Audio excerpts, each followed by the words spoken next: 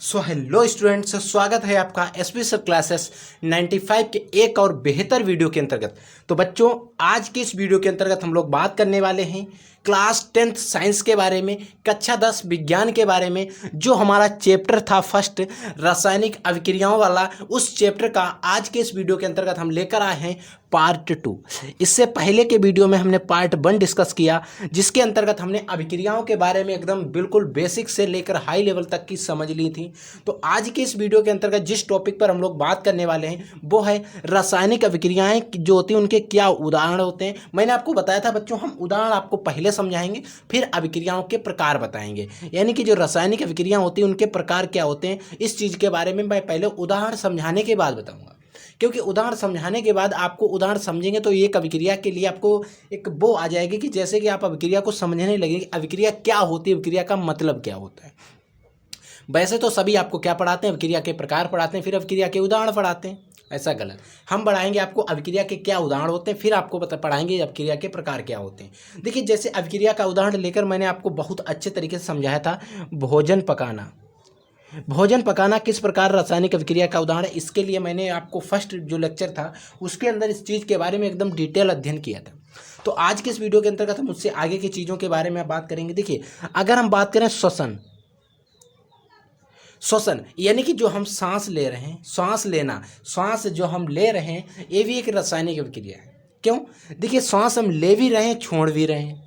यानी कि एक्सपायरेशन और एक्सपायरेशन, अंतःशोषण और निःशोषण दोनों कर रहे हैं। हमें अंतःशोषण करने में लगभग 2 सेकंड का समय लगता है, निःशोषण करने में लगभग 3 सेकंड का समय लगता है। टोटल हमें 5 सेकंड का समय लगता है।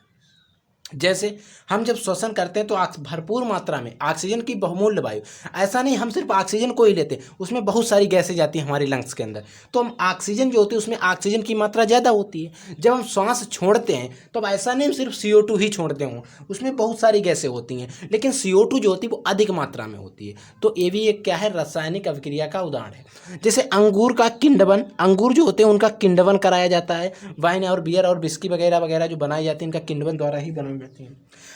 मान लीजिए हमारे शरीर पर होने वाली पाचन क्रियाएं, और सबसे इंपॉर्टेंट उदाहरण देखिए, क्या लोहे से बनी वस्तुओं को नम वायु में डालने पर आप उस पर जंग लग जाती है। जैसे कि आप जो लोहे की वस्तुएं होती हैं उनको आप क्या करते हैं, जमीन में डाल देते हैं, जैसे वो मिट्टी और वायु के संपर्क में आती हैं उन पर जंग लग जाती है। जंग क्यों लग जाती है, वो भी एक रासायनिक अभिक्रिया का ही उदाहरण, उसमें भी रासायनिक अभिक्रिया ही हो रही थी। ठीक है। और होता है गर्मियों के सामान्य ताप पर दूध का फटना, यानी कि गर्मियों में नॉर्मल टेम्परेचर पर भी हमारा दूध फट जाता है। ये भी रासायनिक अभिक्रिया का ही एक उदाहरण है। ठीक है बच्चों, तो अब हम बात करते हैं रासायनिक अभिक्रियाओं के प्रकार। रासायनिक अभिक्रियाएं बच्चों कई प्रकार की हो सकती हैं। जैसे कि पहले प्रकार हम बात करेंगे संयोजन अभिक्रियाएं। यानी कि संयोजन अभिक्रियाएं क्या होती हैं। देखिए, संयोजन अभिक्रियाएं वे अभिक्रियाएं होती हैं जिसमें एक से अधिक अभिकर्मक जो हों एक से ज़्यादा हों, जो अभिकर्मक हों वो एक से ज़्यादा हों और वो संयुक्त होकर एकल उत्पाद का निर्माण करते हैं। जैसे मान लीजिए हमने ले लिया क्या, हम ले लेते हैं बुझा चूना, CaO, बुझा चूना ले लिया। अब इसमें हमने क्या किया, जल डाल दिया बच्चों। इसमें जैसे हमने जल डाला तो हमारी रिएक्शन हुई तो बना CaOH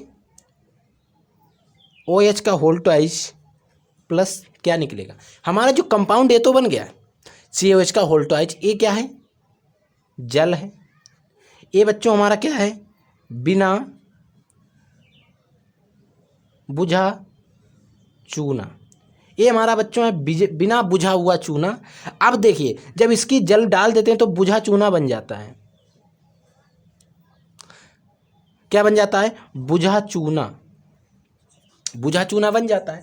आपने देखा होगा, कभी आप ट्राई करना, आपके घर में चूने की पुताई हो, कभी भी ट्राई कर लेना बच्चों।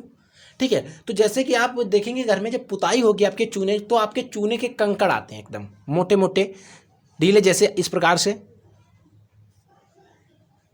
कंकड़ आते हैं मोटे मोटे। जब उनको हम बाल्टी या कहीं पर डालते हैं, किसी भी बर्तन में, किसी भी चीज़ में डालते हैं, तो उसमें जैसे ही हम पानी डालते हैं उसमें एकदम सनसनाहट की आवाज़ निकलती है और उसमें बच्चों क्या होता है, बहुत सारी ऊष्मा निकलती है। क्या निकलता है बच्चों, ऊष्मा निकलती है। तो इस प्रकार की जो अभिक्रियाएं हो रही हैं इसमें हमने दो प्रोडक्ट डाले, लेकिन हमारा एकल प्रोडक्ट बना। ये जो क्या होते हैं बच्चों, ये हमारे होते हैं अभिकर्मक,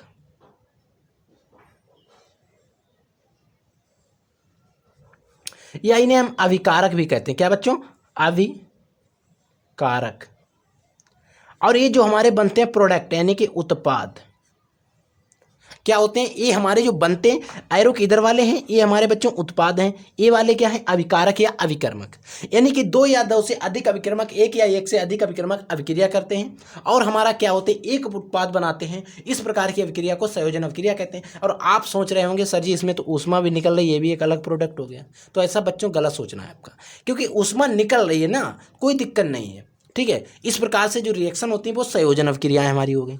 नेक्स्ट रिएक्शन देखिए, संयोजन का मतलब होता है जुड़ना, जुड़ना।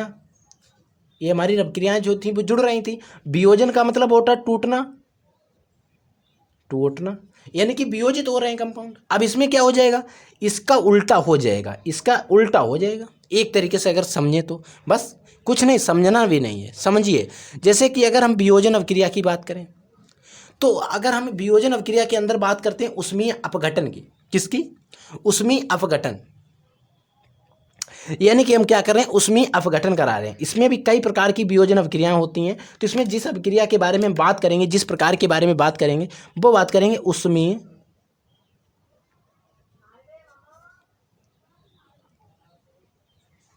उष्मीय अपघटन।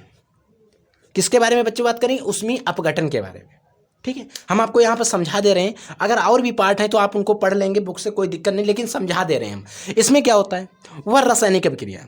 कौन सी रासायनिक? बेरासायनिक अभिक्रिया, जिसमें एक यौगिक उष्मा के द्वारा, उसमें हमें उष्मा देनी पड़ती है। जैसे वियोजन, अगर हमें किसी चीज़ को तोड़ना है, मान लीजिए हमें लकड़ी काटेंगे तो कुल्हाड़ी से काटेंगे, अपनी एनर्जी देंगे ना उसको। तो इसी प्रकार से अगर किसी अभिक्रिया को अपघटन कराने के लिए, वियोजन कराने के लिए हम उष्मा देते हैं, उष्मा के द्वारा उसको दो या दो से अधिक सरल पदार्थों में अपघटित कर देते हैं, तो इसे उष्मीय अपघटन अभिक्रिया कहेंगे। जैसे समझिए, मान लीजिए हमने ले लिया CaCO3 को और हमने क्या किया? इसको ऊष्मीय अपघटन करा दिया, उसको ऊष्मीय अपघटन, इसको ऊष्मा देके हमने अपघटित करा दिया। तो किस में टूट जाएगा? ये टूट जाएगा बिना बुझा चूना CaO में, सॉरी कैल्शियम हाइड्रोक्साइड में टूट जाएगा मान लीजिए, और या बिना बुझा चूना कह सकते हैं। और हमारा CO2 गैस जो होती है वो मुक्त हो जाएगी। यानी कि हमने एक कंपाउंड लिया, दो कंपाउंड बने। वो जो एक कंपाउंड बना था वही कंपाउंड दो में टूट गया, लेकिन वो रिएक्शन नहीं, लेकिन वैसे ही रिएक्शन होती है, कई सारी रिएक्शन होती है, ठीक है बच्चों। समझ में आ गया वियोजन अभिक्रियाएं। नेक्स्ट हमारी आती है विस्थापन अभिक्रियाएं। यानी कि विस्थापन अभिक्रियाएं क्या होती हैं? देखिए, जैसे विस्थापन अभिक्रियाएं क्या होती हैं, किसी एक कंपाउंड से किसी एक कंपाउंड को विस्थापित कर दिया जाता है। जैसे समझिए, अभिक्रिया जिसमें एक या एक से अधिक सक्रिय यौगिक होंगे, सक्रिय तत्व होंगे, अपेक्षाकृत कम सक्रिय तत्व वाले यौगिक को उसके विलयन से विस्थापित कर देते हैं। जैसे मान लीजिए आप ज़्यादा ताकतवर हैं, आपसे जो कम ताकतवर है आप उसको हटा देंगे, इसी प्रकार से वियोजन हो जाएगा, विस्थापन कर देते हैं एक जगह से। देखिए, जैसे कि अगर हम बात करते हैं, समझिए, मान लीजिए हमारे पास Fe था और हमारे पास था CuSO4, Fe था, CuSO4। CuSO4 का आप जब नाम पूछेंगे तो हम बताएंगे कॉपर सल्फेट, कॉपर सल्फेट। और ये हमारा क्या होता है बच्चों? Fe जो है वो आयन है। ये जब क्रिया करेगा तो इसका SO4 जो है, SO4 Cu का ये Fe जो है विस्थापित कर देगा, तो Fe अपने पास लाएगा SO4 को। अब देखिए कैसे बनेगा, देखिए बन जाएगा Fe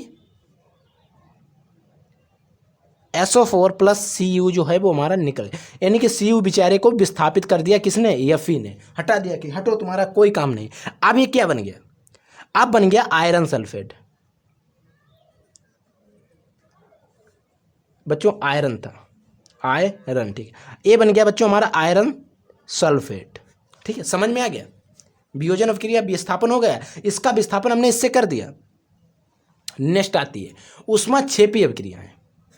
अब देखिए ऊष्माक्षेपी अभिक्रियाएं क्या होती हैं और ऊष्माशोषी अभिक्रियाएं क्या होती हैं। देखिए, जिसमें अब जो हमारी ऊष्मा होती है, ऊष्मा, देखिए ऐसी अभिक्रियाएं जो होती हैं जिनमें अगर हम अभिक्रिया कराते हैं तो ऊष्मा मुक्त होगी, यानी कि ऊष्मा निकलेगी, उन्हें हम ऊष्माक्षेपी अभिक्रिया कहेंगे। और जिसमें ऊष्मा ग्रहण होगी, ऊष्मा में लगानी पड़ेगी, उसे कहेंगे ऊष्माशोषी अभिक्रिया। जैसे समझिए, ऊष्माक्षेपीय अभिक्रिया समझिए। जैसे अगर हम आपको बताएं ऊष्माक्षेपीय अभिक्रिया, जैसे हमने लिया कार्बन प्लस हमने लिया ऑक्सीजन, O2 लिया, हमने क्या किया, जिसकी अभिक्रिया करा दी, हमने बना दिया CO2। जब CO2 बनेगा तो बच्चों यहाँ पर क्या होता है, 94 किलो कैलोरी ऊर्जा भी मुक्त होती। कितनी? 94 kilo calorie.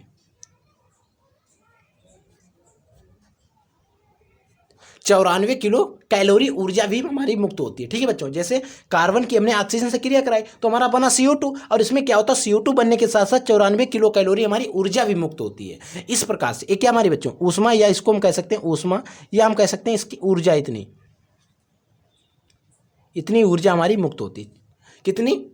94 kilo calorie. Question आ सकता है, ऑब्जेक्टिव क्वेश्चन आपके जो 20 नंबर के आते हैं बच्चों, उसमें आ सकता है कि ऑक्सीजन जिस समय कार्बन ऑक्सीजन से क्रिया करता है तो CO2 बनती है, तो उसमें कितनी ऊर्जा मुक्त होती है, तो ऐसा क्वेश्चन आ सकता है। तो आपको याद रखना है 94 किलो कैलोरी। अब हम बात कर लेते हैं उष्मा शोषी अभिक्रिया, यानी कि उष्मा का शोषण होगा। जैसे मान लीजिए हमने क्या किया, En2 प्लस O2, इसकी जब हमने क्रिया कराई तब ENO बनेगा, नाइट्रस ऑक्साइड। क्या बनेगा? Nitric oxide. अब हमें N2 है, O2 है, तो हमें इस पर यहाँ से 2 से बैलेंस करनी पड़ेगी। अब देखिए यहाँ पर क्या होता है, इस रिएक्शन को कराने के लिए हमें कितना, वो देखिए अब यहाँ पर हम क्या करेंगे, ऊष्मा को माइनस करेंगे, इतनी ऊष्मा में देनी पड़ेगी। कितनी? 45 किलो कैलोरी। इस अभिक्रिया को कराने के लिए 45 किलो कैलोरी ऊष्मा में देनी पड़ेगी। और इसी रिएक्शन को आप समझ रहे हैं माइनस क्यों किया। अब देखिए इसको ऐसे भी बना सकते हैं, En2 प्लस O2 प्लस क्या करेंगे, 45 किलो कैलोरी ऊष्मा लेंगे और हम रिएक्शन करा देंगे और 2NO हमारा बन जाएगा, कोई दिक्कत नहीं। ऐसे भी आप बना सकते हैं। यहाँ पर मैंने माइनस कर दी, यहाँ पर आप इसमें पहले जोड़ देंगे, क्योंकि इसमें हमें ऊष्मा की आवश्यकता पड़ती है। ऊष्मा शोषण होता है, ऊष्मा का शोषण होता है तब हमारा कंपाउंड, और इसमें ऊष्मा क्षेपी यानी कि ऊष्मा हमारी मुक्त हो रही है। ठीक है, तो इस प्रकार से ये हमारी थी कुछ अभिक्रियाओं के प्रकार। तो आई होप ये आपको अभिक्रियाओं के प्रकार और उदाहरण अच्छे से समझ में आ गए। आप इस लेक्चर को अच्छे से रिवाइज कर लेना। अगर आपने फर्स्ट लेक्चर नहीं देखा है तो उसका लिंक हम दे देंगे डिस्क्रिप्शन बॉक्स के अंदर, और आपको फर्स्ट लेक्चर भी देख लेना है। और इसके नेक्स्ट जो आने वाले लेक्चर हैं उसमें हम आपको कुछ इंपॉर्टेंट क्वेश्चन भी कराएंगे। कुछ जो क्वेश्चन कराएंगे वो आपके लिए इंपॉर्टेंट होने वाले हैं, उनको भी आपको तैयार कर लेना है। तो हम मिलते हैं नेक्स्ट वीडियो में नए टॉपिक के साथ, तब तक के लिए जय हिंद, वंदे मातरम।